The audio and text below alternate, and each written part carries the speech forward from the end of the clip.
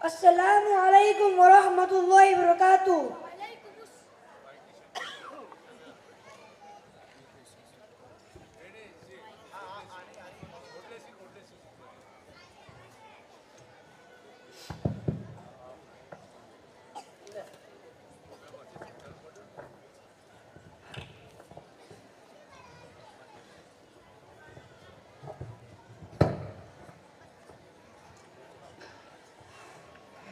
अस्सलामु अलैकुम वरहमतुल्लाहि वबरकातुह। वालेकुमुस्सलाम वरहमतुल्लाहि वबरकातुह।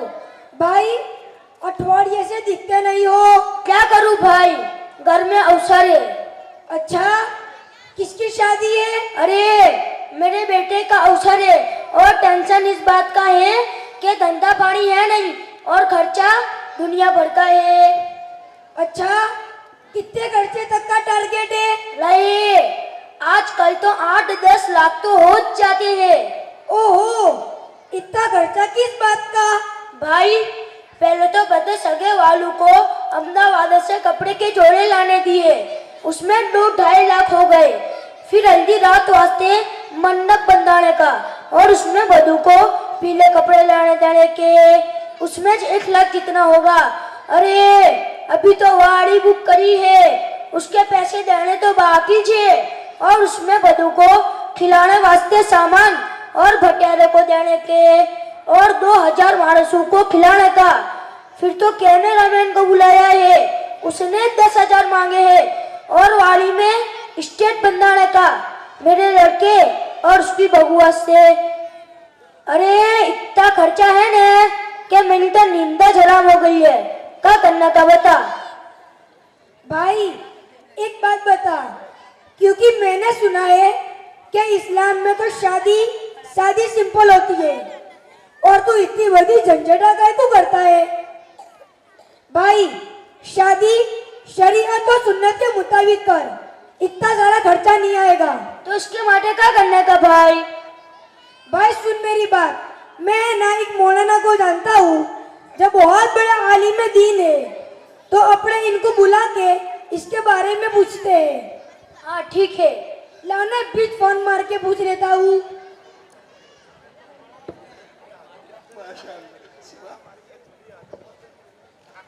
अस्सलामु अलैकुम वरहमतुल्लाहि वबरकातुह। वालेकुमुस्सलाम वरहमतुल्लाहि वबरकातुह। जी हजरत कैसे हो? अल्हम्दुलिल्लाह ठीक हूँ। बोलो क्यों याद किया भाई? जी हजरत बात ये थी कि मेरे दोस्त के वहाँ शादी का प्रसंग है और वो बहुत टेंशन में है खर्चे को लेकर, इसके माटे मैंने तुमको फोन करा। तो क्या आपके पास टाइम हैगा? हाँ है टाइम, बोलो कहाँ आना है? बदे मेरे घर बैठे हैं, तो क्या आप मेरे घर आ सकते हो? हाँ ठीक है, मैं आ रहा हूँ।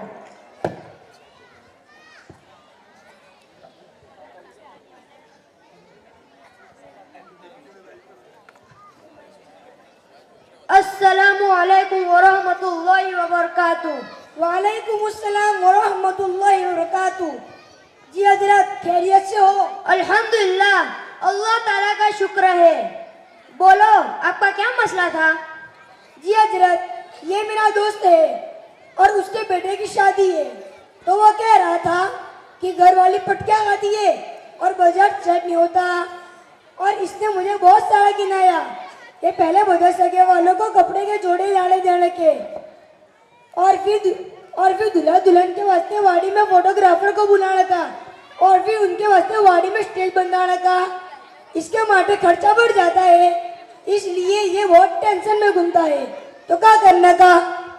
देखो भाई, ये सब बंद करो और मेरी बात सुनो।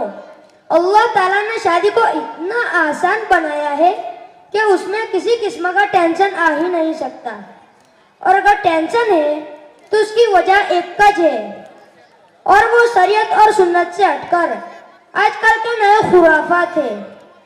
अगर आदमी कोई भी काम शरीयत और सुन्नत के मुताबिक करे तो उसको कोई भी टेंशन नहीं आएगा, क्योंकि अल्लाह के रसूल सल्लल्लाहु अलैहि वसल्लम की हदीस है, अद्दीनु युस्रुन, दिन आसान है।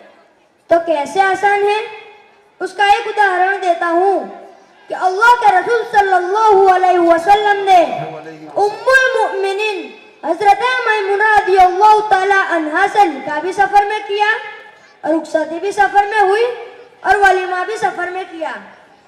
अरे मुझे एक बात बताओ, क्या आपकी बेटी हजरत फातिमा रदियल्लाहु ताला अन्हा और आपका बेटा हजरत अली रदियल्लाहु ताला अन्हु से दर्जे में बड़े हैं? नहीं ना। फिर भी आप सल्लल्लाहु अलैहि वसल्लम ने चंद सहाबा को और हजरत अली को बुलाया और निकाह पढ़वा दिया, और रुखसती के दिन हजरत फातिमा को हजरत उम्मे ऐमन के साथ हजरत अली के घर भेज दिया। यह है आसान और सादा निकाह। याद रखो, निकाह कोई शौक पूरे करने की चीज नहीं है, बल्कि हमारे प्यारे नबी जी सल्लल्लाहु अलैहि वसल्लम की सुन्नत है। तो इसको सुन्नत तरीके से अदा करो।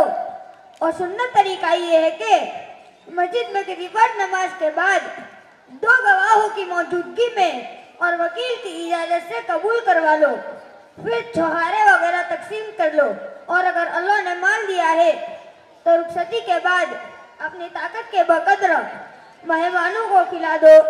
इसी को वलीमा कहते हैं।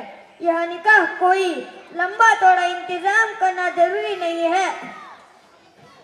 और हाँ सुनो, शादी में लोग सबको खुश करते हैं, हत्ता के कचरा पोता करने वालों को भी खुश करते हैं, और इन तमाम को खुश करने में अल्लाह और उसके रसूल सल्लल्लाहु अलैहि वसल्लम को नाराज करते हैं। आजकल लोगों के तानों से डरकर सूद और लोन के चक्कर में पड़ते हैं। याद रखो, लोग तो खाकर चले जाएंगे, और जो लोन लोगों को खिलाने के लिए लिया था वही तुमको कब्र के घड़े तक पहुंचा देगा। इसीलिए अक्लमंदी यही है कि सादगी से मामला निपटा लो। और ये जो बाराती रात को देर से घर को आते हैं 2 बजे 3 बजे, तो क्या ये दुल्हा दुल्हन फजर की नमाज पढ़ पाएंगे? और अगर फजर की नमाज नहीं पढ़ते तो सुनो, जो मियाँ बीवी शादी के दूसरे दिन फजर की नमाज नहीं पढ़ते, उनकी औलाद ऐसी नाफरमान पैदा होगी जिसको कोई वली कुतुब अब्दाल मिलकर भी नहीं सुधार सकते। और रही बात दुल्हन को सबके सामने स्टेज पर बिठाने की, तो न जाने लोग उस दुल्हन को पता नहीं किन किन नजरों से देखते होंगे। आप मेरे एक बात का जवाब दो, अगर एक आदमी नई बाइक या नई गाड़ी लाता है तो उसे धूल या मिट्टी से बचाने के लिए कवर का इंतजाम करता है, तो जिस निकाह से एक नई नस्ल वजूद में आती हो तो हमें उसका कितना ख्याल रखना चाहिए।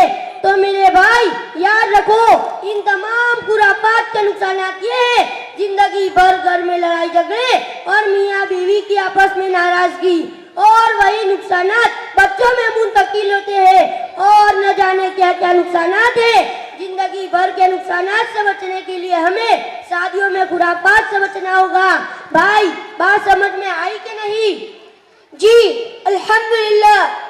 अब से हम ये इरादा करते हैं कि दुनिया की खुशी के लिए अल्लाह ताला को कभी नाराज नहीं करेंगे, इंशाअल्लाह। अस्सलामु अलैकुम व रहमतुल्लाहि व बरकातुहू। वालेकुम अस्सलाम व रहमतुल्लाहि व बरकातुहू। माशाअल्लाह माशाअल्लाह। अल्लाह ताला हमें इन बातों बच्चों ने जो अपनी मासूम जुबान से बातें पेश की उन पर अमल करने की तौफीक अता फरमाए। अल्लाह इनकी मेहनत को तो बोल रहा ना मायक बोला बोल अल्लाह इब्राहिम भाई, अच्छा हुआ कि मौलाना को बुलाने पूछ लिया, न तो मेरे 4 है, मेरे तो टाले हो जाते।